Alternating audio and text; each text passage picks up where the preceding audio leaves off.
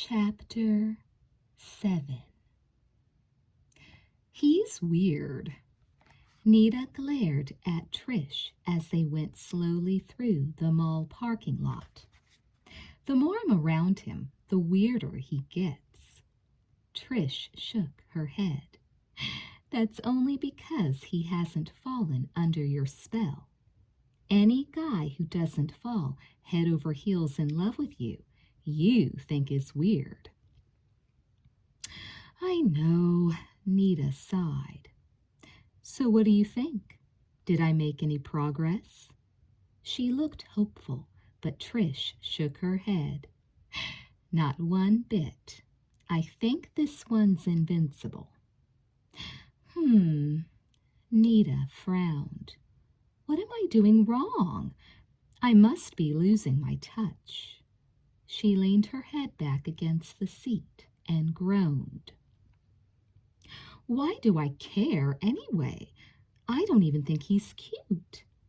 Oh, sure you do. I think he's cute, in a quirky sort of way. Quirky? Nita echoed. Oh, that's quaint, Trish. Very quaint. Quirky. Okay, different then. Intriguing. Weird, Nita insisted. What a crazy night. We almost get mugged, and you invite him to dinner. She stared at Trish as her friend stopped the car and lowered her head onto the steering wheel. You're too soft-hearted, Nita added, reaching over to hug Trish. You want to be suspicious of people, but you just think they're all basically good and they all have honest motives. I'm not that naive, Nita. Someone out there planned to terrify me today, and they did a pretty good job of it. Yeah, well, remember that next time you go giving people a ride. You were as bad as me. You were the one who kept coming on to him. I know, I'm hopeless. Nita hugged her again and climbed out. This fog is really awful, and I still have to pick up Imogene clear on the other side of town. Have your folks do it. They're not home. Too bad they only make themselves scarce on weeknights. Otherwise, we could have some great 3-day parties. Trish chuckled. Be careful going home. You too. Trish waited while Nita got in and started her car, then sat for several more minutes, watching her disappear into the fog. She leaned over and rummaged in the glove box for some tapes, then stuck one in, smiling a little as the first strains of classical music washed over her like a soothing balm. Imogene. She's been switching my tapes again. She put the car into gear and started off, heading toward the main exit. To her alarm, the car sputtered and began to jerk, and as she gripped the wheel with both hands, she felt the momentum fading beneath her. Oh no! What now? She floored the gas pedal, but the car wouldn't go. With one last shudder, everything seemed to die, and the car coasted slowly to a halt. Bewildered, Trish pumped the accelerator. Nothing happened. She turned off the heater, the tape deck, and even her headlights, and pumped again. Nothing. Her eyes swept over the dashboard, over the needle on the gas gauge. Half full. Damn it, Trish muttered. What's wrong with this thing? Groaning, she beat her forehead gently against the steering wheel, then looked forlornly out her window. The parking lot was a black, smoky hole around her, and as she lifted her eyes slowly to the windshield, she could swear that the fog had thickened in just the last 2 seconds, swirling on and on forever. What am I going to do? She was whispering, angry at herself, yet trying to stay logical. The payphones in the parking lots were scattered, few and far between, and she knew she wasn't close to any of them. The last thing she wanted to do right now was to go wandering around through the fog, trying to find one that worked. "Stay calm," she hissed between clenched teeth. "Stay calm. Calm." She pressed her hands to her face and realized that her whole body felt chilled. It came to her then that she really had very few choices. Either take a chance walking back to the drugstore in the fog, or go back to the mall and try to find a security guard to help her. She imagined what it would be like walking all alone to the drugstore and opted for the mall. The street lights weren't much help at all. The fog was so dense that they barely showed through the darkness, and as she began walking, she realized that Nita had taken her flashlight. She walked quickly, her shoes making staccato sounds on the pavement. She'd always hated those sharp, stabbing sounds. In the movies, those sounds always meant that you were totally alone and very frightened, and they echoed around you and sounded 10 times louder than they really were. For one moment, Trish actually tried to pretend she was in a movie, and her frightened footsteps were being made by someone off stage, and she was only on a make-believe set, not in any real danger at all. But of course I'm not in danger. Why should I be in any danger? That phone call today was just a sick joke, and it's over with now. Completely over with. What am I thinking? This isn't anything too scary. I've been in worse situations. People have car trouble every day. Nothing to worry about. I'll just be glad it happened close to the mall where I can get help. Trish stopped, her heart leaping into her throat. Was that a scraping sound? She remembered how Nita had heard something, too, when they'd walked out here together from work tonight. A footstep, she'd thought. But look around you, Trish argued to herself. Look around you. There's no place for anyone to hide. Except in the fog. Trish halted mid-stride, jamming her hands nervously into her pockets. She strained her eyes through the clammy darkness, searching in vain for cars, people, some sign of life. The theaters had let out hours ago, emptying what few lots had still been occupied, and the pale shimmer of the mall lights in the distance seemed almost like a dream. She knew she was probably just imagining it, but all around her she felt as if the fog were inching in, closing her off a little more. Like it's trying to keep me here, like it's trying to keep me away from the mall. Trish began to run. Ducking her chin into her collar, she squinted against the mist and hurried in the direction of the theaters. From far, far off into the night, strange noises drifted out to her, raising goosebumps along her arms. That scraping sound again. The slam of a car door? But she refused to stop and look, and only went faster. As the mall entrance came into view at last, she put on a final burst of speed and threw herself against the glass doors. "Hello? Is anyone there?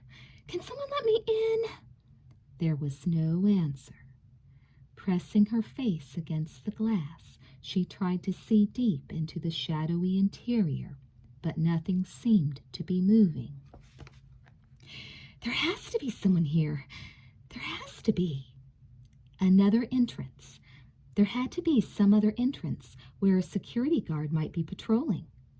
Trish felt her heart sink at the thought of running clear around the mall, trying every set of doors, but there didn't seem to be any other choice. Damn! Why couldn't this have happened at home? She backed away from the doors, not watching where she was going, and felt her foot come down on something hard. As it rolled out from under her, she twisted and fell to the pavement. There was a rip of cloth, and as she tried to stand, a warm gush of blood oozed over one of her knees. Wincing from the pain, she stumbled a few steps, then looked down, spotting the broken bottle she'd tripped over. Great!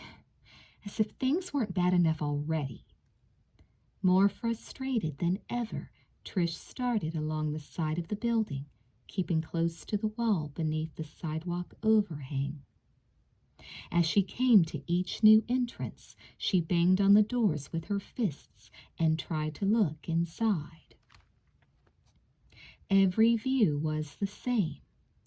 Wide, dim corridors, floors patterned with thick shadows, empty escalators, their steps frozen in place, uneven tiers of closed shop fronts and deserted counters and darkened window displays.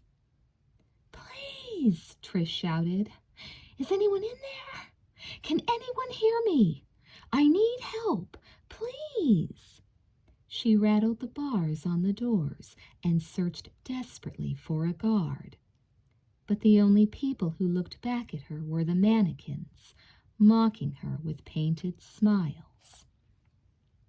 Please, Trish cried again. Someone, please help me. Where are those security guards? She wasn't exactly sure just where the security offices were located. Wasn't sure which entrance would be closest to any of them. Please, Trish screamed again, trying yet another door. I need help. Will somebody please let me in? She stepped away from the doors and continued on around the building, hesitating when she realized where she was.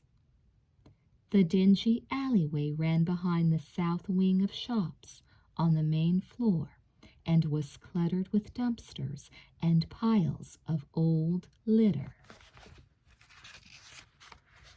Some smaller deliveries were often made here, and a line of doors opened from the backs of the stores onto the narrow lane. I couldn't be lucky enough for someone to have left one of them unlocked. Could I? And then she saw a light. For a moment, she thought she was imagining it. The soft glow slanting out from the door at the end of the alley. But as Trish held her breath and slowly approached it, she heard the creak of old hinges, saw the door swing outward, and stopped in her tracks as someone came out onto the stoop. For a long moment he stood there, as if listening, and then he propped the door open and disappeared back inside. Hello? Trish ran forward, relieved when the figure reappeared in the doorway. Hey, can you help me? I work here and I'm having car trouble. She stopped again, several feet from the doorway. The figure hadn't moved as she'd come closer, and now, as she peered into the soft light, she could see his security uniform, the brim of his cap low on his forehead, the faint flicker of cigarette ash dangling from one of his hands. He was wearing black gloves, and as Trish continued to stare, he took a step backward and reached slowly towards his belt. Trish automatically held up her hands. Really? Look, I have an ID. My name is Trish Summerfield, and honest, I'm really having car trouble. She could see him more clearly now. He was wearing a pair of dark-tinted glasses that completely hid his eyes, and his face registered no emotion of any kind. My car, Trish said again, lowering her hands to her sides. I don't know what's wrong with it. I can't get it to start. She saw him nod, and as he took a key ring from his belt loop, his other hand absently pulled the brim of his cap still lower over his forehead. He stood aside and motioned her to come in. "Oh, I thought nobody was here." Trish threw him a grateful smile as she passed. "I was really getting scared. I didn't know what I was going to do." It was all she could do not to grab the guard and hug him. Now that she was up close, she could see the thick black hair curling wildly out from beneath his cap, and across his right cheek, a jagged scar sliced down from his earlobe to his chin.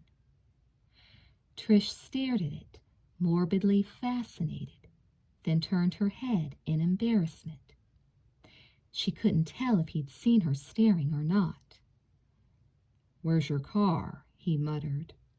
He had a strange voice, she thought, a low, guttural sort of growl, and she had to strain to really hear him. "In Z-Lot, near the main highway. It was running fine, and then it just quit. I can't believe this happened." "You shouldn't be walking out there all by yourself. You should be more careful." "I know, only this was the closest place." Trish broke off as the guard turned away. He walked off several feet, started to turn around, then stopped with his back to her. You shouldn't really be here. Not now."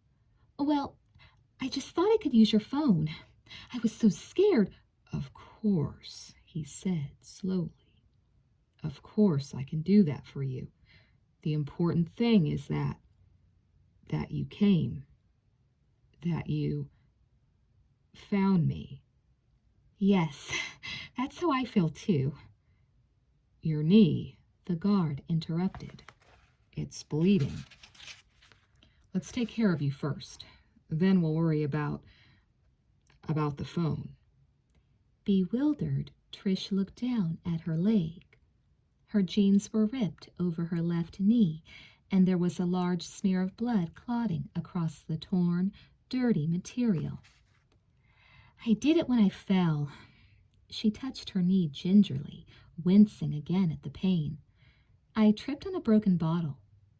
"I'll fix it," the guard said. "Come with me." He moved off into the shadows, and Trish watched him, noticing for the first time the general clutter around her. They seemed to be in some kind of storeroom, and there were stacks of boxes and crates, several huge garbage cans, and shelves of food supplies. "Where are we going?" she asked. "There's a first aid kit right over there in that closet. Don't worry, you're safe now." Trish couldn't resist another look outside as he reached over and closed the door. "I don't think I can go back out there by myself," she said, and saw the guard nod his head. "Of course you can't, and I wouldn't let you." "I just need to call someone to come and get me. I can always come back for my car tomorrow." Disappearing for a second behind a stack of boxes, he mumbled something, and she moved toward the sound of his voice. "I'm sorry. What did you say?" "I said that'd be the smart thing to do." He made a sound deep in his throat that might have been a laugh. "You'll have to excuse me. I've been sick. A terrible cold. Bronchitis, actually." "Oh, I'm sorry," Trish smiled. "I guess that's why I haven't seen you around here." His shoulders stiffened. "What do you mean?" "Just that I don't recognize you. But then I only started work here a few days ago. Not everyone who works here looks familiar to me yet." "I work nights," he said quickly. "But then, as I said, I've been sick." "It must be strange working here at night." Trish watched as he opened a door, reached inside, rummaged slowly around on some shelves. Are there a lot of guards here at night? No, just me. Well, don't you ever get scared being all alone here? Isn't it kind of creepy? No, he said again, so suddenly that she glanced at him in surprise. I mean, no, it doesn't scare me. I like it. It's much nicer when there's nobody here. You probably get a lot of thinking done, right? Yes, he said, dreaming of things you really want most. You do that? She smiled. He was silent a moment, then his voice seemed to soften. Yes. I do too, like a decent grade on my book report tomorrow. She laughed and added, and to get along better with my manager. She's not very nice to you. It was a statement, not a question, and Trish glanced at him again, surprised. No, she's not, really. We don't get along at all. I don't know why. She makes you unhappy. Sometimes. Actually, yes. Thinking of it now, Trish sighed. See, the thing is, I really love my job. I work at Muffin Mania, and it's really fun. What I hate is going in there every day and wondering if Bethany is going to start in on me about something. She sighed again and gave him an apologetic smile. I don't know why I'm telling you all this. It really doesn't have anything to do with you. She could see his stony profile, and the corners of his mouth seemed to move slowly in a secret sort of smile. Come over here, he said. She moved forward, seeing the small white box in his hands. Oh, please don't bother about my leg. It's not even hardly bleeding anymore. If I could just use a phone... You don't want it to get infected, he said. He motioned her to come closer, and she took another step forward. I won't hurt you. Smiling a little, Trish came up beside him. I wasn't worried about that. I just don't want you to go to the trouble, and I really need to get home. Yes, he nodded, after I fix your leg. Puzzled, Trish watched as he turned his back to her. She heard the soft, liquidy sound of something being poured, and then he was facing her once more, holding out a large piece of gauze. This will only take a minute, he said softly. Turn this way.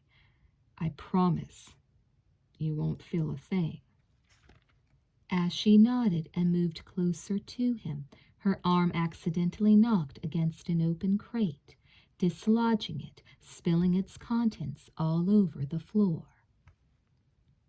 As Trish jumped back in alarm, she watched as bottles broke and shattered across the floor. Oh no, look what I've done now! Dropping to her knees, she immediately began picking up the shattered pieces, gathering them carefully into a pile. Leave them, the guard said quietly. It doesn't matter. Oh, I am just so sorry. I am such a klutz. Glancing up as she apologized, Trish worked the shards onto a piece of cardboard and then stood up again, looking around the room. Your leg.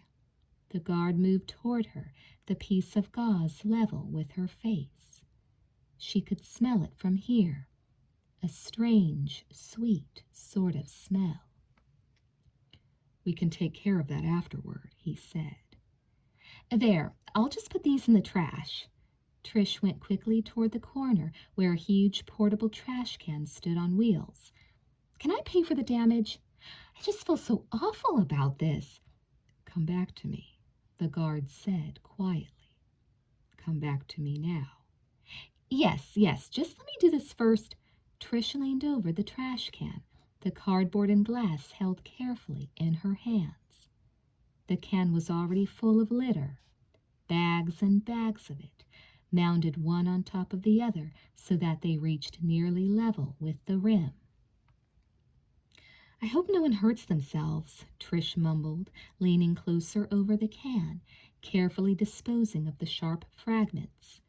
"You don't think anyone will reach in here and cut themselves, do—" But the rest of the sentence froze in her throat, and her mouth opened in a wide, silent scream.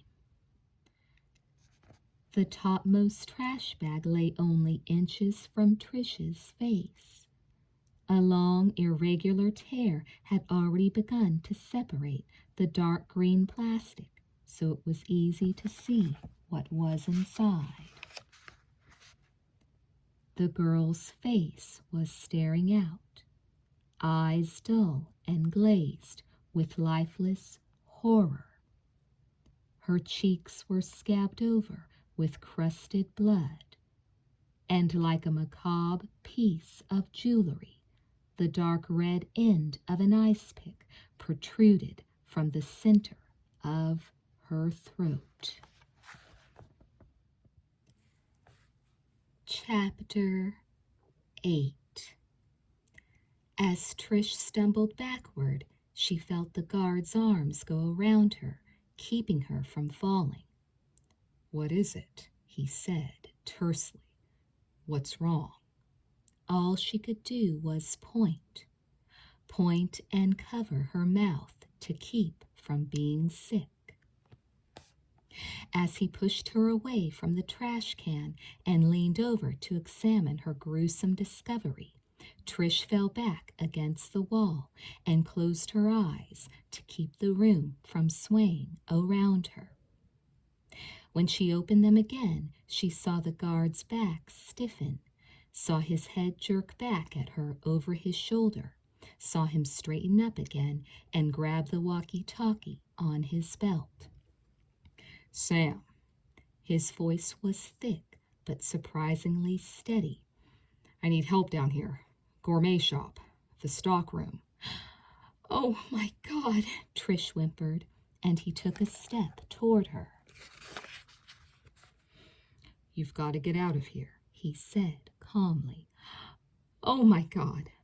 My God. Do you hear me? You have to leave here before the police come."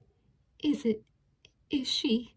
Trish saw him talking, yet she couldn't hear his words, couldn't understand what was happening until he took hold of her shoulders and started steering her through the boxes to the back door. What are you doing? We've got to call the police." "I've already radioed for help. Do you understand? If anyone finds you here, they'll want to question you," he said quietly, hurrying her along. "They'll want to keep you here and ask you lots of questions. I could lose my job. Do you understand what I'm saying? What I did tonight, letting you in like this, is strictly against the rules. I could lose my job and get in all kinds of serious trouble." "We've got to get help," Trish insisted, pulling at his sleeves, stumbling as he guided her swiftly toward the back. "Who is it? Does she work here? What could have happened?" "Listen to me. You have to listen. You have to try and understand," he repeated once again. "You've got to get out of here. My job depends on it." How will I get home?" "I'll call you a cab. Go outside and go around the building. Wait by the theaters. Do you hear me? Now, what's your address?" "My address?" Trish repeated stupidly. "Where do you live? I need to know. I need to tell the cab company when I call them." "Oh, 215 Woodfield." "Will there be someone there?" "What?" "Your parents," he said patiently. "Will your parents be home?" "No, my mom's out of town. She won't be back till Monday night." He nodded slowly. "I'll call as soon as you leave, and you wait by the theaters for your ride." Numbly, she saw him pry open her hand and press some money into her palm. "Take this and just go home. No one ever has to know you were here tonight. That will be better for both of us, won't it?" Trish nodded mechanically. I'm so sorry. It will be all right. That I found it was an accident, he murmured. I'll take care of everything. What did you say? Trish felt the cold shock of air as he pushed her outside. She looked helplessly up into his face, but saw only her own pale expression looking back at her from the dark glasses. For a long moment things seemed strangely paralyzed, as if neither of them could move. Then the door closed, and he disappeared. A gust of wind whipped Trish's hair around her face, stinging some feeling back into her cheeks, some coherence back into her brain. It couldn't be a body? Who was that? How could it have happened? From some vague corner of her mind came the nagging insistence that she ought to know who it was, that there was something remotely familiar about that poor dead face, something she'd seen before. But it was so mutilated. How could anyone recognize who it used to be? She didn't remember getting back to the theaters. She didn't remember walking back around the building, and she couldn't imagine later how she'd ever found her way so quickly through the fog. As the headlights of the cab came into view, she drew back beneath the overhang and huddled there until the driver leaned out his window and rudely demanded to know if she wanted a ride or not. Getting home was a complete daze to Trish, images whirling and stabbing through her during the whole drive there. Strange, she thought, what peculiar things manage to stick in your mind in a time of crisis. She could see the end of that ice pick sticking out of the smeared, bloody flesh, and she could hear the low, calm tone of the guard's voice, and she could feel the pressure of his hands on her arms, on her back, as he'd taken her out to the alley.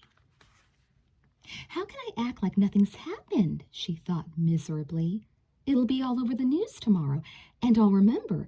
And how can I act like nothing happened? She wished more than anything that her mother were home. She didn't want to be alone in the house. She resisted the urge to pick up the phone and call Nita as soon as she walked in the door. Nita would know at once that something horrible was wrong, and she'd be able to get it out of her. And Nita had never been known for her discretion. Besides that, Nita's parents were probably home now, too, and Trish knew they wouldn't appreciate a frantic phone call at this hour. This hour. To Trish's amazement, it was way after midnight. As she drew every shade in the whole house and checked and rechecked every window and door, she reminded herself again that she couldn't tell anyone what had happened. She couldn't take a chance of getting the guard in trouble, not after he'd been so nice to her. He'd put his own job in jeopardy to help her out. He'd even given her cab fare home. Strange, she never even thought to ask him his name. She'd given him hers, but she never heard him mention his name, not even once. She slept fitfully, her dreams full of terrors and grisly surprises. In one especially vivid nightmare, she didn't notice the trash bag in time, and she plunged her hand inside, touching the dead face, drawing her hand back again with pieces of bloody skin stuck to her fingers. Gasping, Trish bolted up in bed, her nightgown soaked with sweat, her heart pounding. The clock read 3. The house was huge and silent. Oh, Mom, of all the times for you to be out of town. She saw the sun come up. She heard the newspaper hit the front porch, and without even bothering to get dressed first, she raced outside and opened it to the front page. Politics, bomb scare, blizzard in the Northeast, but no murders. Nothing about them all. Bewildered, Trish went back inside and pored over the paper from front to back. The only mention at all about the mall was the huge sidewalk sale scheduled for that weekend. No mention of bodies or accidents, no mention of foul play, nothing. Maybe it didn't make the morning edition, she told herself. For some strange reason, this particular murder just didn't make the morning deadline. But it must have made the morning broadcasts. She turned on the radio and listened while she dressed for school. All the usual stories, the sports, the weather.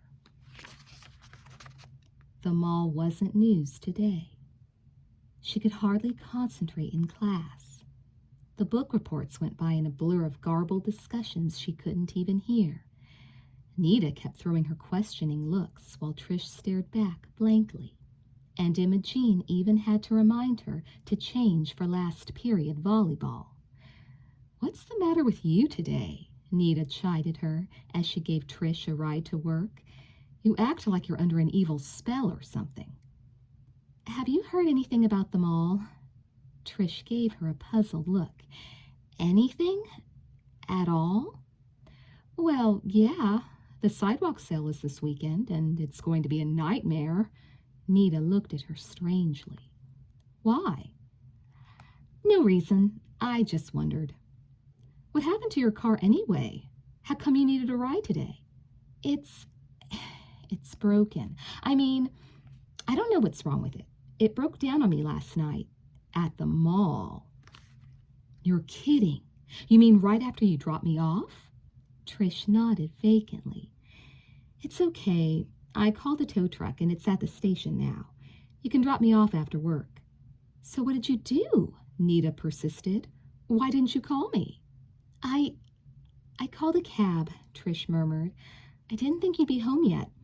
It was delayed and—" "Trish, that was so dumb. Anyone could come along and just snatch you off the street like that." Nita gave her a stern look. "Next time you call me. I don't care how late it is. You could have left a message. Someone would have come and gotten you." "I wish I had," Trish said solemnly. "But really, Nita, didn't you hear anything about the mall today?" "What's with the mall anyway? I told you, just the sidewalk sale." "Yes," Trish murmured. "That's what I meant, the sidewalk sale. I mean, I just want to make sure it was this weekend." Nita gave her a funny look and jabbed her in the side with an elbow. "Wake up, Trish. Focus in here, girl. You can't take on Bethany in this condition." And it was strange, Trish thought, trailing along after Nita through the parking lot, through the bustling corridors of the mall, how normal everything looked this afternoon.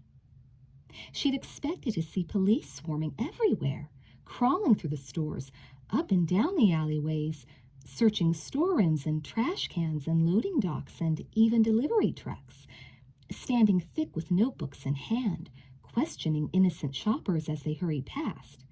"Excuse me, ma'am, do you know anything about a dead girl in a garbage bag?" When Nita grabbed her to get her attention, Trish nearly screamed at her.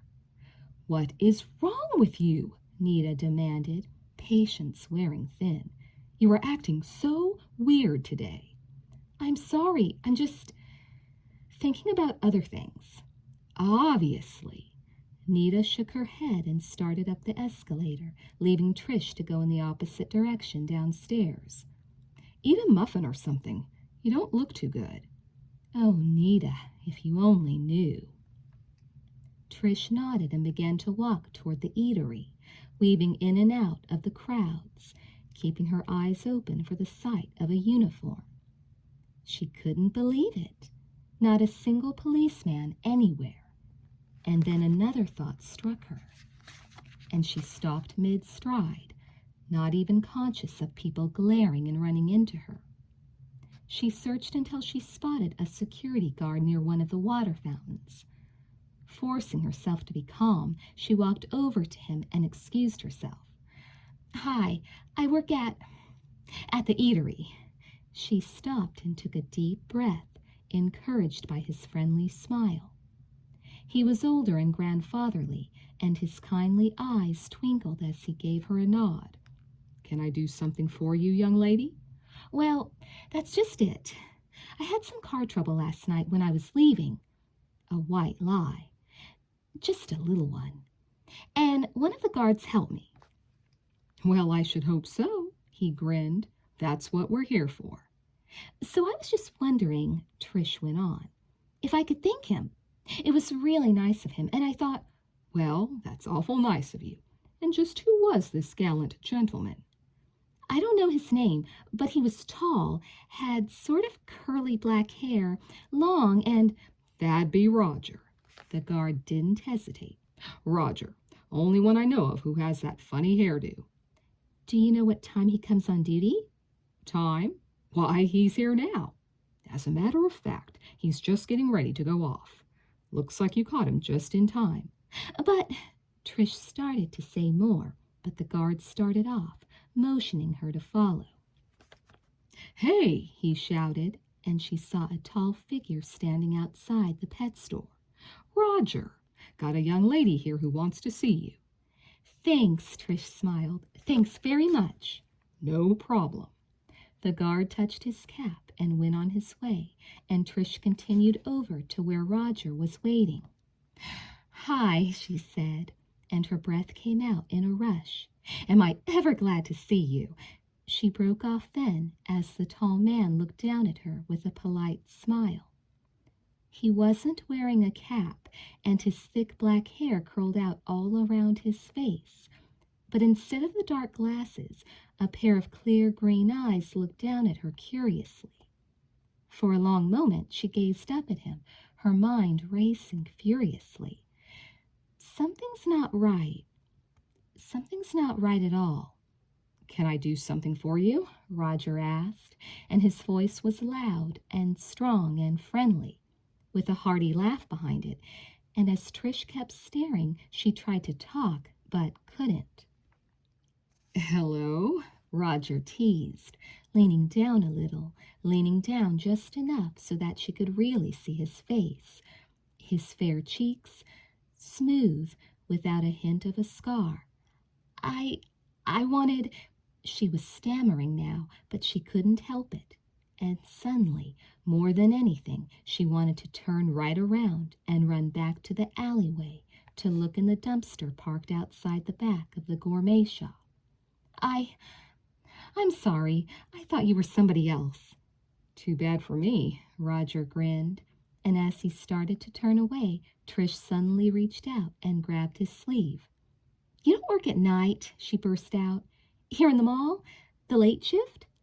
Late shift? Roger repeated. You mean the one that ends at 10:30? No, midnight. After midnight. You must have this mall confused with another one. He shook his head apologetically. Another one? What do you mean? I'm talking about the guards who stay on duty here all night. Sam. Someone named Sam. And that other guard. That other one. You must know who I mean. The guards who stay here till morning. No. Roger shook his head, his smile slightly amused. I'm telling you, you must be talking about some other shopping center. After 10:30, this whole place goes on alarm systems. We don't have any all-night guards here at the mall. Chapter 9. Miss? As Roger bent down into her face, Trish took an unsteady step back. Hey, are you okay? Yes, Trish murmured. Yes, that is, I made a mistake. What's that? Wrong person. She shook her head, still backing away from him. Wrong guard, wrong mall. Sorry. Without waiting for him to respond, she turned and hurried away, pushing through the crowds, not stopping until she'd reached the south exit. As she burst outside and raced for the alleyway, she could see 4 different trucks parked along the narrow enclosure and the doors of several shops standing open. Delivery people were hurrying in and out of the stock rooms, carrying stacks of cartons, and a few of them glanced curiously at her as she paused and leaned against the wall. They're all looking at me. How can I do this when they're all looking at me? Trish walked away, her stomach churning. What's going on? I don't understand. She could see it again, just as clear as day. The bloody face peering out of the plastic. The ice pick plunged deep in the throat. I didn't imagine it. I couldn't have imagined it. She waited and waited. She walked slowly around the parking lot, and then she walked slowly around the entire mall. When she got back to the alley, the delivery trucks were still there, so she walked around again. Each time the horrible scene replayed in her mind, she fought down a fresh wave of nausea and forced herself to walk some more. I have to do this. I have to. When she reached the alley for the third time, the doors were all closed and the trucks were gone. For a long time she just stood there, staring at the dumpsters lined up along the drive, watching the back of the gourmet shop. Finally, in a kind of stupor, she walked over to one of the receptacles and lifted the lid and peered down into the smelly bin. The dumpster was empty. Methodically, she went down the line, lifting each lid, examining each interior. All the trash had been picked up. There wasn't a trash bag to be seen. Half relieved, half horrified, Trish let the last lid fall shut, then screamed as a hand came down on her shoulder. "What the hell are you doing here?" Storm Reynolds looked down at her in total dismay. "Hunting for bargains?" Trish sputtered. My friend Nita." The corners of his mouth twitched. "You're looking for your friend Nita. She's hiding from you in one of the dumpsters." "No." Trish backed away, still babbling. She lost something out here yesterday. She thought maybe someone threw it away." Storm folded his arms across his chest and stared at her. "I see," he said slowly. "And just what was it that she lost?" Her gloves." "Gloves?" "Good ones. Expensive gloves." "Ah," he nodded. "And knowing the logic of most people, whoever found these expensive gloves probably threw them away rather than kept them." "Well," Trish spread her arms in a helpless gesture. "I really don't know. That's why I told her I'd look for them." "Instead of selling muffins." A grin played at the corners of his lips, and he reached out for her. "Come on. If I had to make a guess, I'd say your friend Nita's gloves are keeping someone else's hands warm today." Trish allowed him to take her arm and steer her back into the mall. "What are you doing out here?" she asked. "Me?" He grinned. "Getting some air. You know." "This is an awful long way for you to come just to get some air. It's clear across the mall." "Well, would you believe me if I said a little bird told me some cute girl was digging around in the trash cans and I couldn't resist finding out who it was?" Trish looked at him suspiciously. "What little bird?" "Come on." Storm shook her arm and chuckled. "I happened to be getting some stuff in the gourmet shop when one of the girls came out of the stockroom and said someone was out there scavenging. Someone, meaning you." "You mean people saw me?" Storm tried to look solemn. "It's all over the mall now. Your reputation's shot." "And so's my job, by the look of things," Trish mumbled as they entered the eatery and she saw Bethany fuming behind the counter. "She can't kill you," Storm said smoothly. "There are too many witnesses." At the mention of the word, Trish went pale, and he stopped and gave her a puzzled look. "Did I say something wrong?" "I was just kidding. I didn't mean to." "No, it's okay. I have to go now." Trish went straight to the back, put her things away, and got into her apron. She didn't say a word when she came out to the counter, and she didn't look at Bethany. 5 minutes went by without mishap, but as she turned to reach for a new supply of sacks, one of the bakers chose that precise moment to walk by with a fresh tray of muffins, and the two of them collided.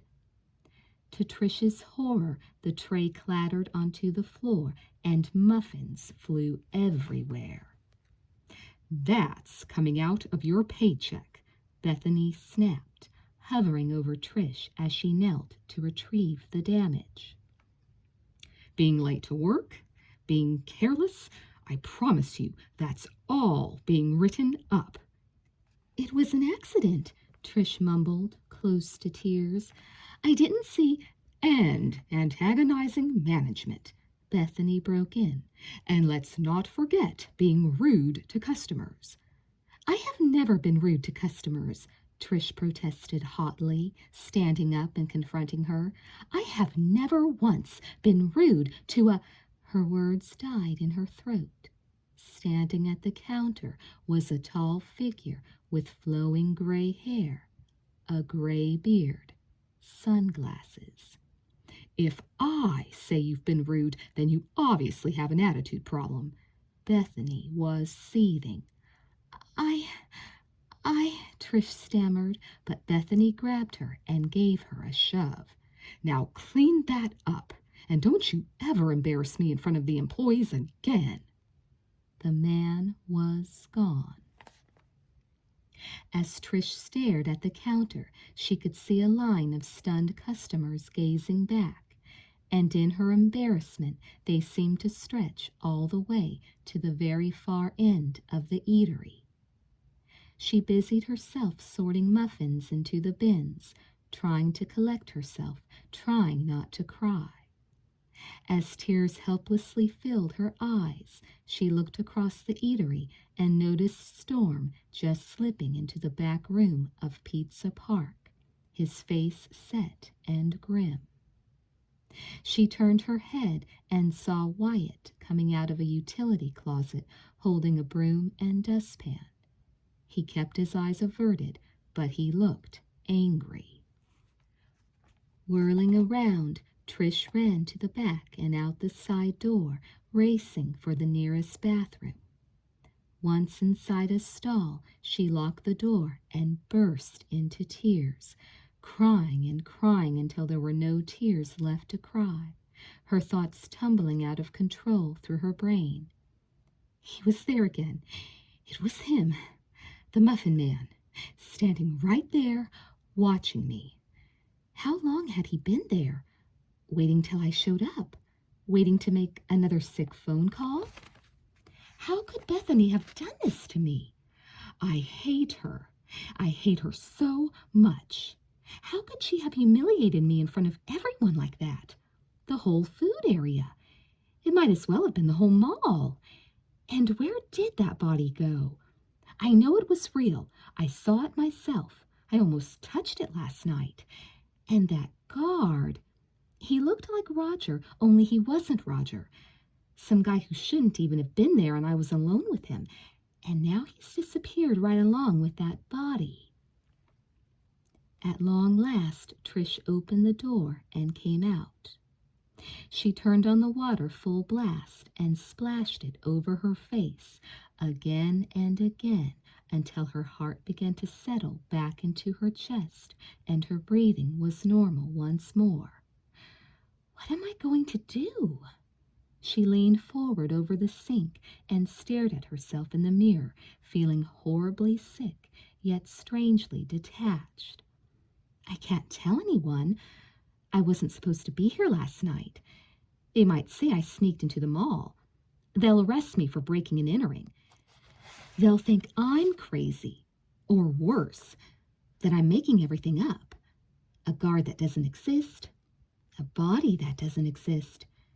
Getting hold of herself, Trish pulled some paper towels from the dispenser and pressed them tightly to her face. I can't say anything, not to anyone. So what do I do in the meantime?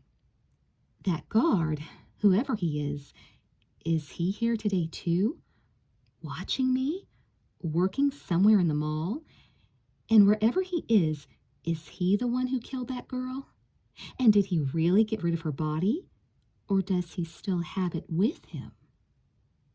For one moment, she actually tried to argue herself out of everything, tried to convince herself that she was just having a bad day, that the gray-haired man was really a nice guy, that the phone call in the parking lot had been for some other Trish, and it was just a silly coincidence, that whoever she'd been with in the stockroom last night really was a guard, that Roger had just made a mistake about the night shift, that the body was only a mannequin, and someone had been trying to play a cruel joke on the guard. Because suddenly it was just too terrifying to consider the other possibility, that she had walked right into a murder and interrupted the killer while he was trying to hide the body. So now he knows who I am, where I work, where I live, how long I'll be alone. He even knows there's no man at my house, just a mother who's out of town. Oh, how could I have been so stupid? She couldn't stop berating herself, and she ran back into the bathroom stall and got sick. It could only be a matter of time now for him to find her house, to discover where she went to school. Murderers were so good at that sort of thing, weren't they, when there were witnesses to get rid of? Stop it! She'd drive herself crazy at this rate, going over and over things, trying to make sense of them all. The thing is, he didn't kill you. You were there alone with him, you found a body, and he tried to get you out of there. Trish stood in front of the mirror again, frowning at her reflection. It would have been so easy to get rid of her if he'd had that in mind. She didn't doubt that for a second. So why had he let her go? Nothing makes sense. Absolutely nothing makes sense. I really am losing my mind. I really must be having the very worst kind of nightmare. Just to satisfy herself, she gave her arm a hard pinch and then cried out at the pain. Trish, are you okay? Sniffling, Trish stared at the mirror and saw Imogene's reflection behind her own. Oh, Imogene, she dabbed hastily at her red, swollen eyes. I didn't hear anyone come in. What are you doing here? I'm on break. Imogene watched her closely, but asked no questions. I went by to look for you, and they told me you were upset. Trish nodded unhappily.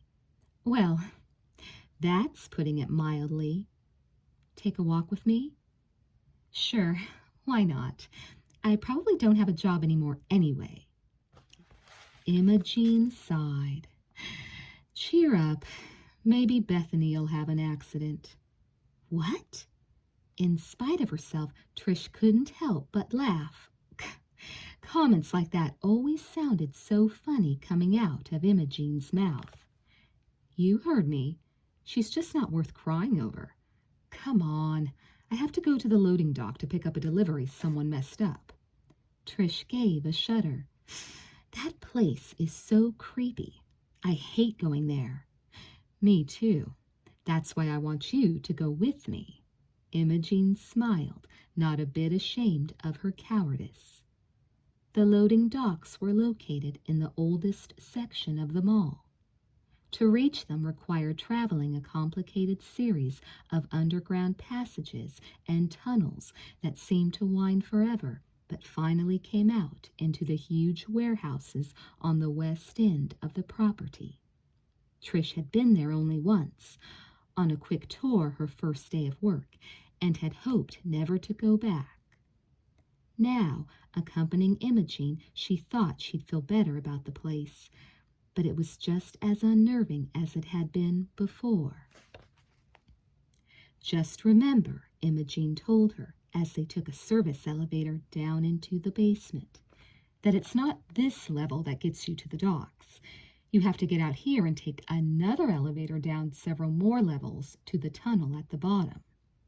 Even as Imogene explained it, Trish stepped out and regarded the second elevator with narrowed eyes.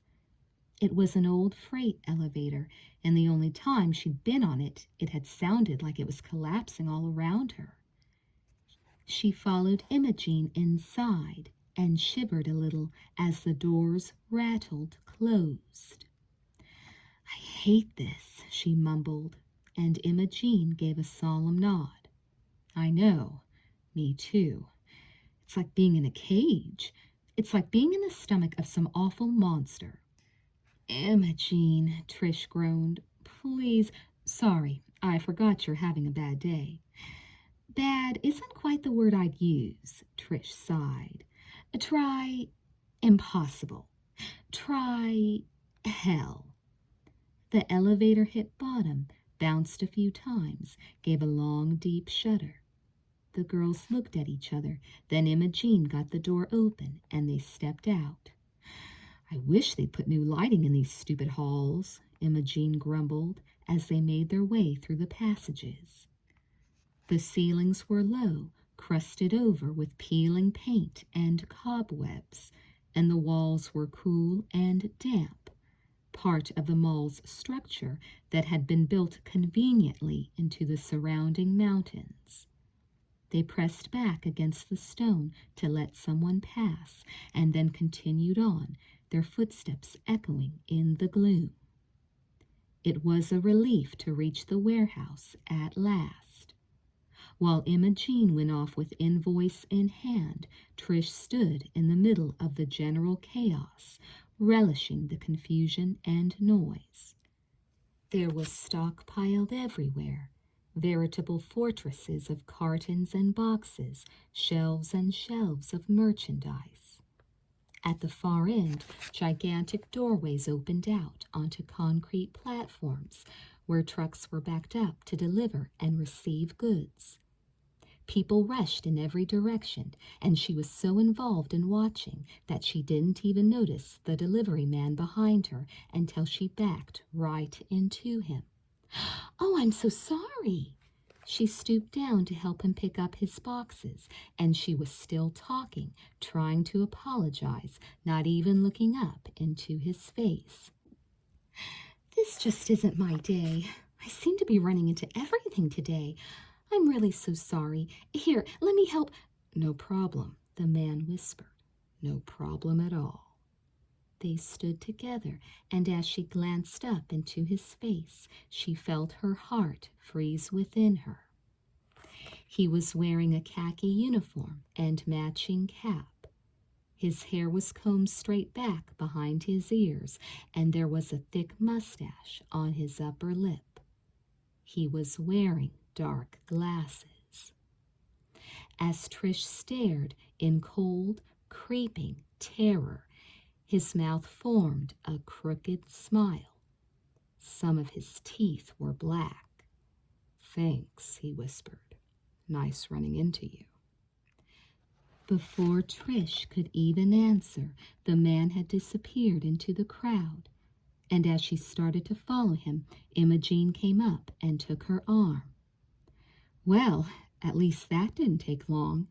Here, could you carry one of these boxes back for me?" Trish hardly heard her. She stared off into the milling throng of workers, but the delivery man had vanished. "Trish," I said, "what's the matter?" Trish turned and gave Imogene a blank stare. Nothing. Sure I can help you. Give me one of those." Imogene threw her a quizzical look, but didn't ask any more questions. Together the girls left the warehouse and started their slow route back to the elevators, Trish keeping close to Imogene's side. It couldn't be. It couldn't have been him. She felt numb all over. She wanted to get back upstairs, back to the light. They reached the freight elevator, and Imogene pushed the button, frowning impatiently when she realized the elevator was already in use. Groaning from the weight of the box, she spotted a trash can in the corner and went over to it, resting one end of her box on the can's edge. "Yuck," Trish heard her say suddenly, and Imogene drew back, her face twisted in disgust. "What is this in here? A rat?" And Trish couldn't help herself, couldn't stop herself from walking over, from leaning down and looking inside that trash can while her blood went icy cold and her breath froze in her throat. It wasn't a rat. It wasn't even an animal, except that it looked like one with its long, gray, stringy hair. "How weird," Imogene chuckled. "What is this, Halloween?"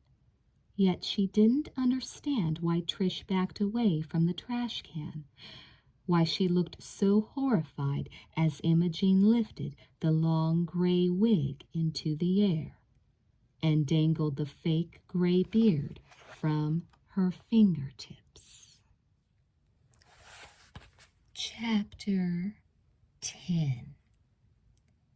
"Trish, are you okay?" Imogene asked, slowly.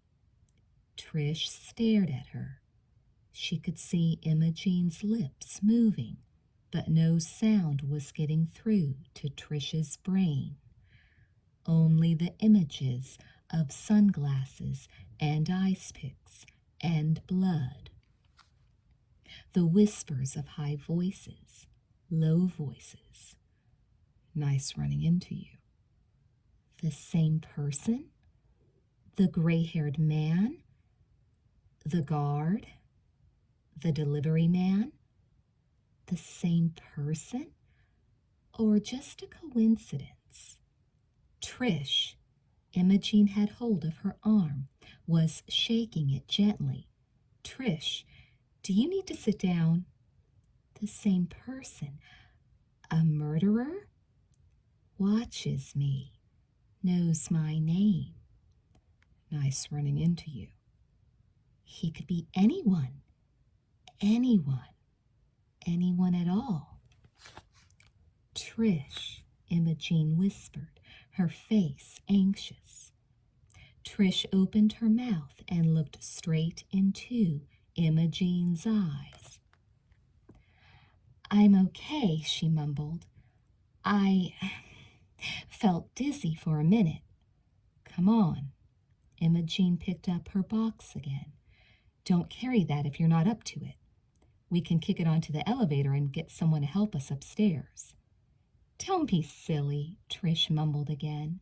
"I'm fine." "Mm-hmm," Imogene sighed. "I believe it." They rode to the basement level in silence. As they got on to the main elevator, Trish held the box close to her, as if it might protect her from invisible dangers. He could be anywhere. He could be anyone. "Imogene," she said at last, as they stepped off the elevator and proceeded through the main level of the mall. "Do you remember last night when you were talking about the mall? About the shoplifting?" Imogene nodded. "Yes, I remember." "And you started to talk about one of your theories?" But no one wanted to hear it. Imogene added, matter-of-factly. "As usual, I remember." "Well, I want to hear it. What were you going to say?" Imogene paused, giving a loud sigh. "Damn, they started working on all the escalators again. We'll have to take the stairs." She headed in another direction and cast Trish a pensive look. "Only that there's probably nobody who really knows all there is to know about them all. When you consider how many times it's been renovated and rebuilt through the years, it was one of the very first malls, you know, that there are probably all sorts of hidden rooms and passages that new builders never found out about. So you think that ties in with the shoplifting? I think it makes perfect sense that there could be a ring of shoplifters working right here in the mall. And I mean right here in the mall. They could be working out of hidden tunnels and storerooms. They steal things, but the reason the alarms never go off is because they steal things from the inside. There are probably a million secret ways to get into these individual stores and then transfer the stolen goods straight to the loading docks. For all we know, there could be other ways out of this place besides the loading docks. It's a totally inside job. She stopped, looking pleased with herself. It's a good theory, Trish murmured. These secret passages and stuff. Just imagine, Imogene went on, shifting the box in her arms, glancing seriously over at Trish as they walked side by side. They could crawl around through the ductwork, elevator shafts, tunnels, crawl spaces. The more I consider it, the more endless the possibilities seem. Trish closed her eyes, a slow shiver going from her toes all the way up to her head. I don't think I'd like to consider those possibilities. And then, of course, they'd never be discovered, Imogene went on. They'd be so clever, of course, knowing all these secret routes. No one could ever find them. They could just steal things forever and ever. Her eyes shone behind her glasses. Quite a perfect plan, wouldn't you say? You can't deny the sheer genius of it. No, Trish shook her head. No, I can't deny that. So that's my theory, Imogene said emphatically. And here we are at the bookstore. And you still look very pale to me, Trish. I think you should go home. Maybe you're right, except I have to go back to the eatery and get my purse. And face the bitch, Imogene said thoughtfully. Just face her, Trish. Don't let her beat you down. I have a theory. Go ahead. Trish laughed tiredly, and Imogene smiled. This is only speculation, you understand. I've only picked up hearsay around the mall. She took a deep breath and plunged on. I hear Bethany's the most frustrated manager on earth, and the biggest failure. Rumor has it she's worked at practically every store in the whole mall and failed miserably at every one of them. No people skills, total lack of communication. Really, such a waste. She's just not worth your having a nervous breakdown over. I'll try to remember that the next time she mortifies me in front of the whole universe. Trish managed a smile. Thanks, Imogene. Of course. Imogene motioned Trish to stack her box on top of the other, then went into the bookstore. Trish stood there a long moment, sighed, then turned to go back to work. What am I doing? She thought miserably. I can't go back there. I can't face all those people, all the other employees in the whole eatery, all the customers who heard. She remembered how Storm had looked going into the back room of Pizza Park. She wondered if he'd been there the whole time or what part of the drama he'd actually come in on. Even Wyatt seemed to have arrived just in time to witness her humiliation. I should have sold tickets. Yet there was no avoiding it. She still had to pick up her purse and her coat, and she couldn't leave because she didn't have a car. Maybe Nita will get my things for me. That's what I'll do. I won't even give notice. I'll just not go back there, and Nita can pick up my things when we go home tonight. Or maybe she can take a break and get my things for me right now, and then I'll have some money to get something to drink. Having made up her mind, Trish went straight into the boutique, relieved when she heard Nita talking from the stockroom in back. As she poked her head in the door, Nita looked up with a cheery grin. "Hey, is it time to go home yet?" "I wish," Trish grumbled. "Welcome to retail hell. These aren't customers in here. These are animals in clothes.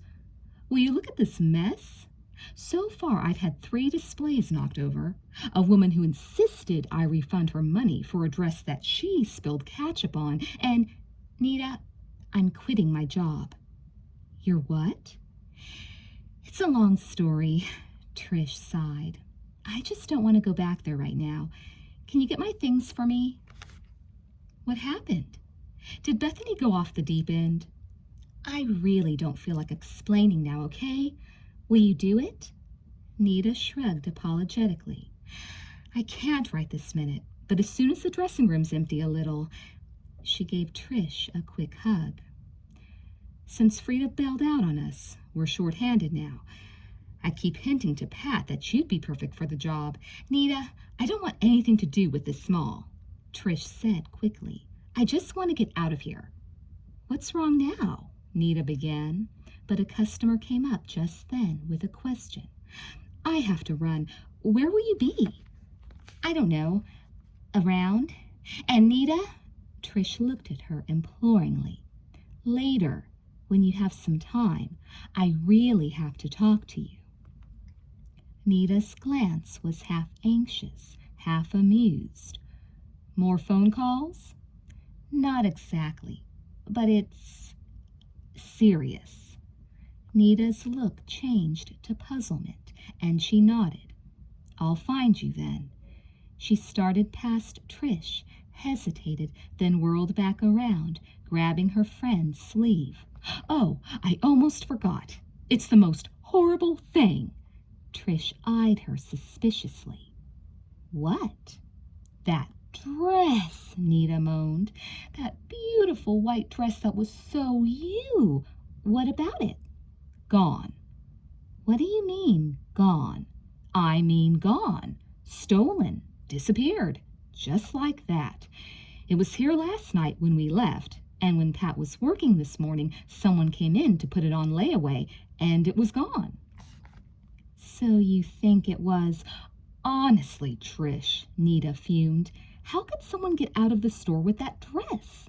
They couldn't have worn it out under a coat. It wasn't something you could just wad up and put inside a purse, for crying out loud. That was a lot of dress." "A shopping bag?" Trish suggested. "Some kind of tote bag?" "It would have beeped at the door," Nita reminded her. "All our clothes are coded to do that. No." She shook her head, bewildered. "It's a mystery to me, and such a shame. Like I said, that dress was made for you and only you." Trish nodded and left the store, Imogene's theories clicking off in her head. Secret passages, tunnels, ductwork. It really wasn't that far-fetched, she concluded. Imogene just might have something there. But at the moment, there were other things more troubling to Trish than a stolen dress, and she walked slowly, trying to sort them out in her head. The man at the counter, the wig in the trash can, the guard, the body. She couldn't actually believe now that that phone call in the parking lot had only been a coincidence, meant for some other girl with her name. Once before, the calculating cleverness of everything had chilled her, and now she felt even more fearful of what was happening. She felt more than ever that she should tell someone, and yet again it struck her how incredible it all sounded. That she had absolutely no proof, that things were all confused and mixed up. How could she go to the police with nothing that made any sense? They'd be just like that smug security guard she'd gone to for help after the phone call yesterday. They'd patronize her and laugh and call it some crazy teenage prank. She didn't know what was worse, feeling so alone not telling anyone, or feeling even more alone trying to tell someone. She decided to window shop to pass the time. She still wasn't quite ready to face Bethany or the eatery or anyone else she knew down there. The memory of the whole incident still made her cheeks flame in anger and embarrassment. She went up to the third level of the mall and contented herself strolling slowly along the walkways, stopping to examine the window displays, reading every sign.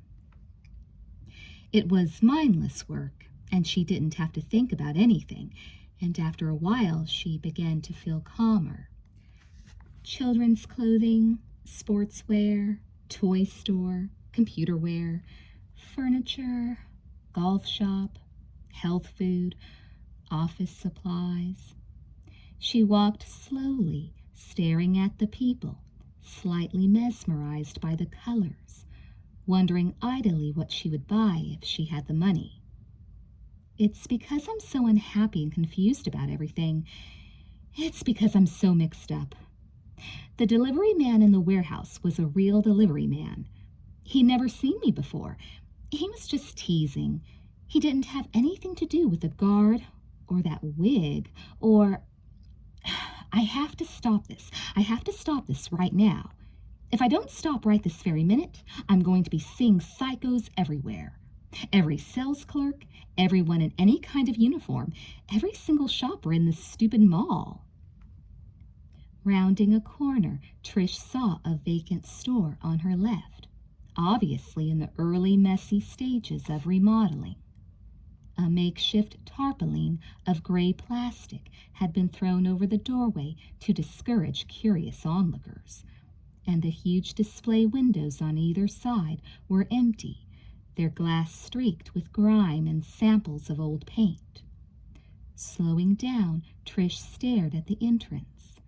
She couldn't hear any sounds of hammering or sawing from inside. No voices of workmen. Maybe no one had even been working here today. Maybe the store had been empty and silent all day long. What a perfect place to hide.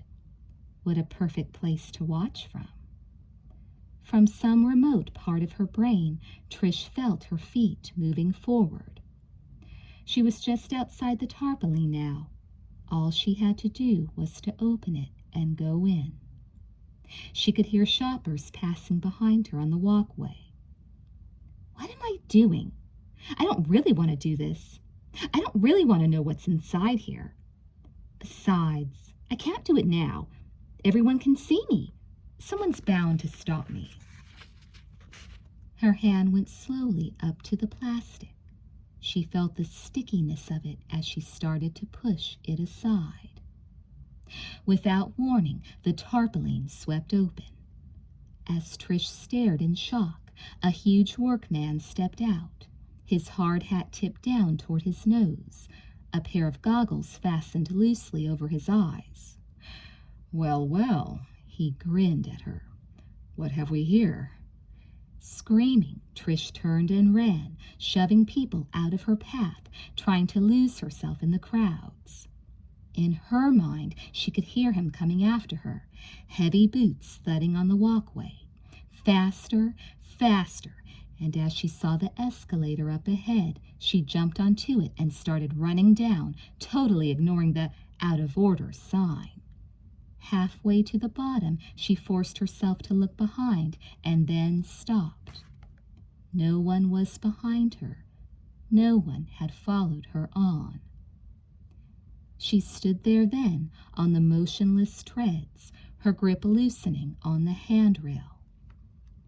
She could see people swarming below her like so many ants, and again she looked toward the top of the escalator just to satisfy herself one more time that she wasn't being followed. Breathing a sigh of relief, she shifted her weight and started down to the next step. There wasn't even a warning.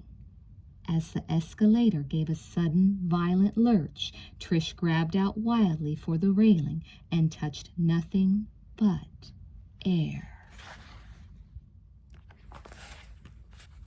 Chapter 11. I didn't see her. I swear.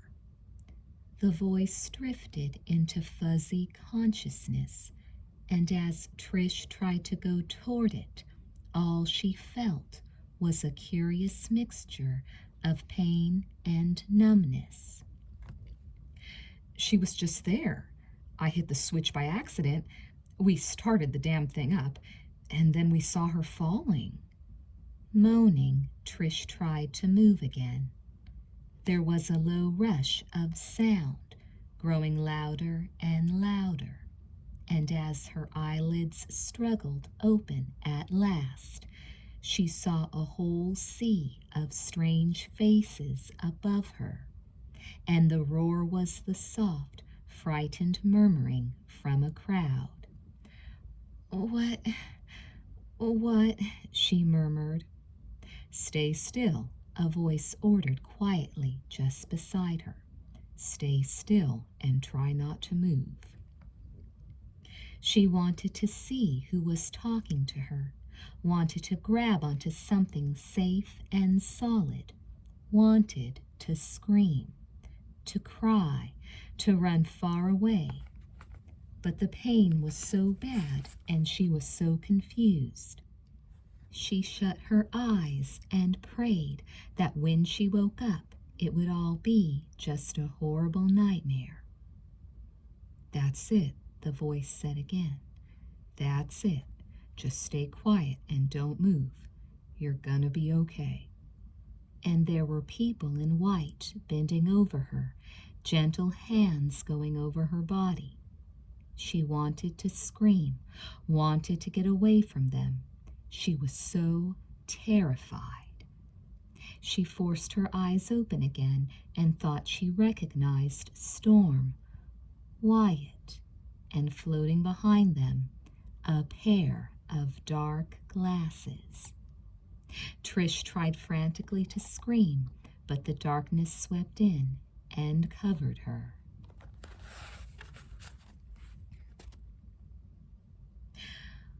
Where am I? As Trish fought her way through the strange, soft darkness, her eyes opened at last, and she saw pale green walls and shadows, a strange room she didn't recognize. Starting up in bed with a cry, she immediately grabbed her head and sank back down upon the pillows. She tried to call for her mother, but nothing came out. And as she turned to get out of bed, she saw a call button pinned neatly to her pillow. I must be in a hospital. What's happened to me? In a painful flash, it all came back. The workman stepping out of the abandoned store, her mad dash to escape, her flight down the broken escalator, and her terrifying fall. Her head was pounding now, and as she put up a hand to touch it, she winced with pain. There was a bandage on her chin, and her face felt stiff and sore. She tried to shift positions and realized that her body felt even worse. Pushing the button, she was relieved when a nurse came in almost immediately. So you're awake? The nurse seemed pleased. She took Trish's wrist and held it gently. You had quite a fall, young lady. You banged yourself up pretty darn good. Where am I? Trish mumbled. St. Luke's, the nurse replied, and there was a kindness, a smile to her voice. We're just keeping you overnight to make sure you're really okay. What's wrong with my chin? No beauty contests for a while, but Dr. Lane is very good with stitches. You'll be fine. Stitches? You're lucky. You have a lot of other cuts. Not so serious, and you're going to be sore for quite a while. But other than that, it wasn't an accident, Trish mumbled, and she could feel the nurse's eyes on her in the darkness. What was that, dear? Trish's head felt dizzy, spinning. She put her hand to her forehead and shook her head slowly. Nothing. Where's my mother? You're quite the mysterious one, aren't you? The nurse teased. We couldn't find anyone who'd claim you, just two practically hysterical friends. Nita, Imogene. Don't worry, they're home now, but we had to put up an awful fight to get them to leave. And what do you know? It turns out you're not really an orphan after all. My mom, she's out of town. She's in Europe, so we found out. There was sympathy in her voice, and Trish tried not to give in to it. In the meantime, your friend's mother is going to be responsible for you. Mrs. Hanson, Trish breathed a sigh of relief. So I can go home tomorrow? We'll just wait and see what the good doctor says. The nurse laid a cool hand upon her cheek. I wouldn't be a bit surprised, though. Thank you, Trish mumbled. Thanks for all you've done. Shh, get some sleep now. You'll feel better in the morning. Thank you. Trish felt like she was falling down a deep, dark well. She wanted so badly to hold on to the nurse, to her reassuring voice, to her strong hands, but something was pulling her down, like she'd fallen down the escalator, and she couldn't hold on. She didn't know how long she slept this time. She only knew that something had awakened her, and as she jerked restlessly in her bed, she called for the nurse, but no one answered. In the darkness of her room, she saw shadows near the window, and her eyes tried to follow them, but her mind was out of focus. She tried to sit up, but her body wouldn't do what she wanted. As her eyelids flickered shut, then open, she sensed another movement, this one near the foot of her bed, and as her eyes widened, she saw something, a tall, shadowy figure, and she gave a little whimper of terror. Don't be afraid. The voice came out of the darkness, a soft whisper, commanding yet gentle. It was a whisper she'd heard before. Oh, God, no! She gasped and tried to scoot back in the bed, but pain washed over her in a weakening wave. You frightened me, you know. You frightened me so much. I looked up, and you were falling. I thought you were dead. Who are you? She was trying so hard not to cry, but tears were filling her eyes, streaming down her cheeks in the darkness. Why are you doing this to me? There was a long moment of silence. When the voice came again, it sounded shocked and upset. You? You think I did this? That I could ever hurt you? Please, please go away. How could I ever do anything to hurt you? You're my life. Do you understand? His voice trailed off. My life. To Trish's horror, the shadow moved closer, swirling around the side of the bed. As in a dream, she felt her hand move toward the call button, felt only space upon her pillow. It's not there, you see, the voice went on calmly. I couldn't take a chance on someone coming in here, interrupting us. This is our time together, our time.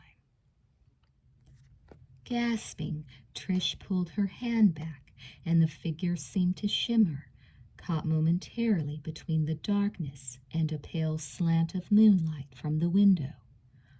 I've been here a long time, you know, watching you.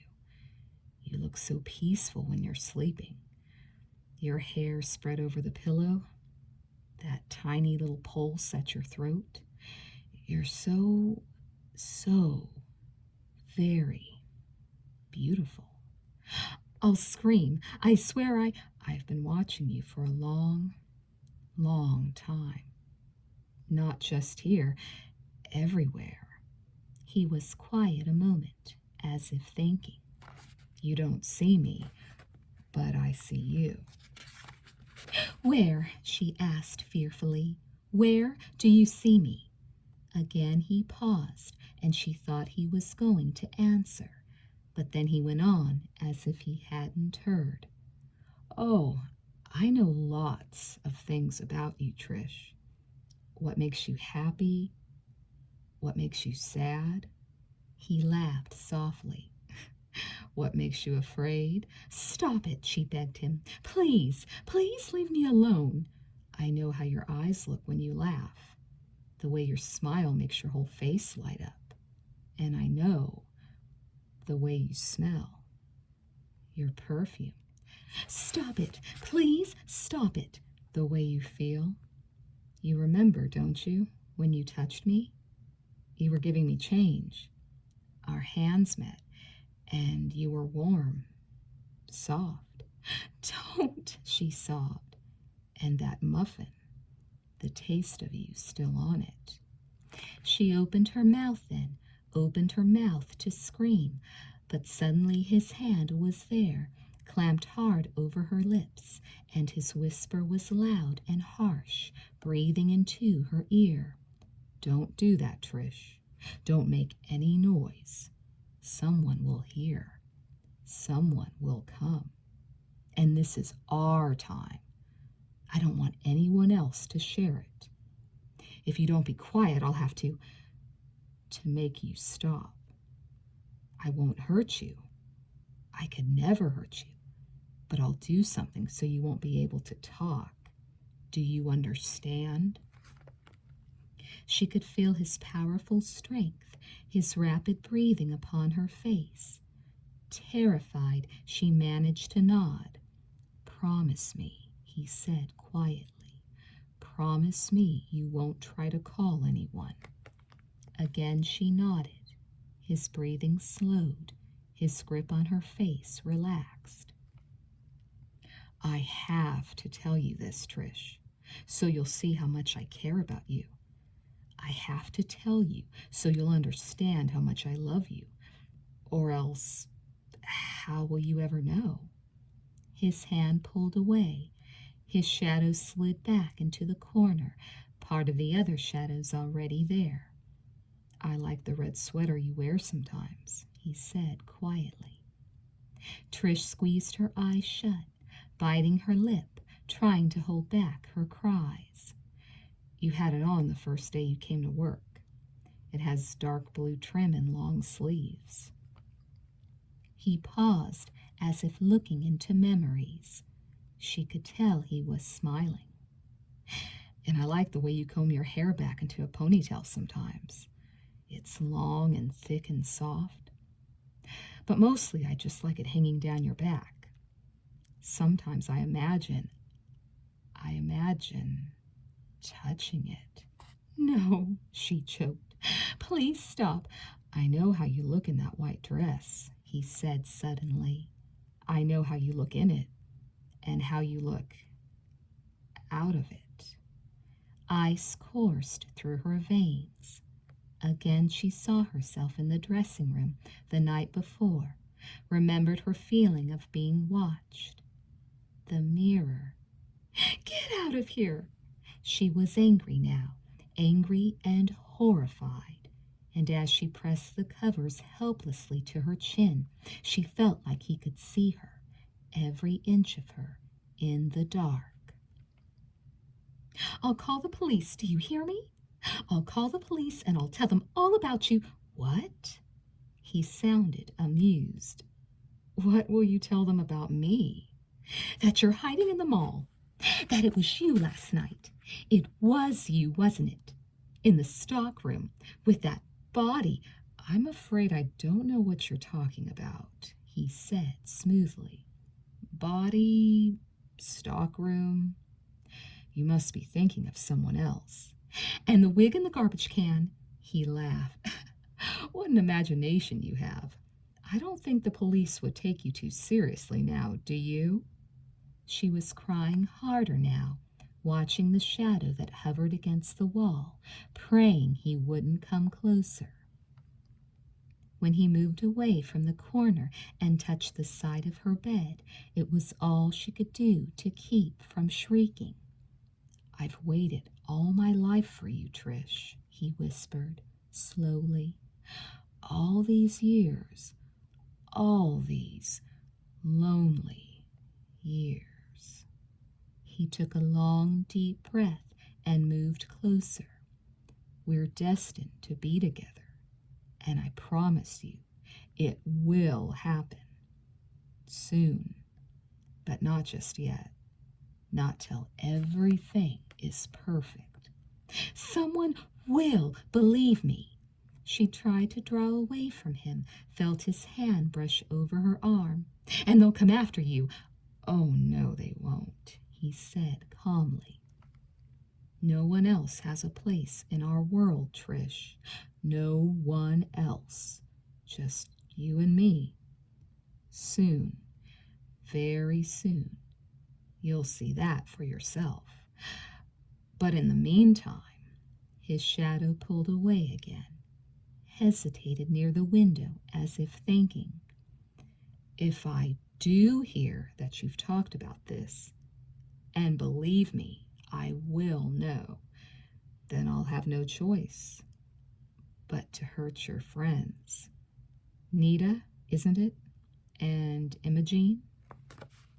Trish felt herself sinking deeper, deeper into a cold pit of terror. "You can't threaten me," she murmured. "I'll quit my job. I'll never go back to the mall again." "Imogene works in the bookstore, and Nita sells clothes at the latest trend."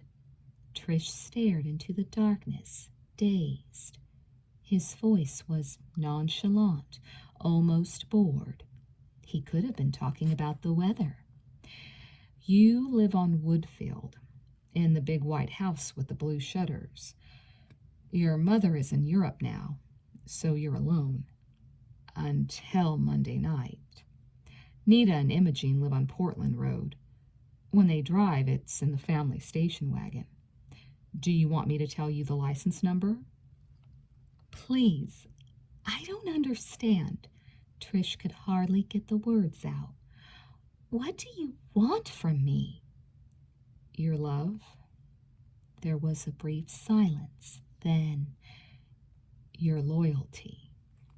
His shadow whirled around, a dark, ominous outline against the window glass. "You must not speak to him again, Trish. He has no place in our world. I forbid you to see him." "Who?" She was so dizzy.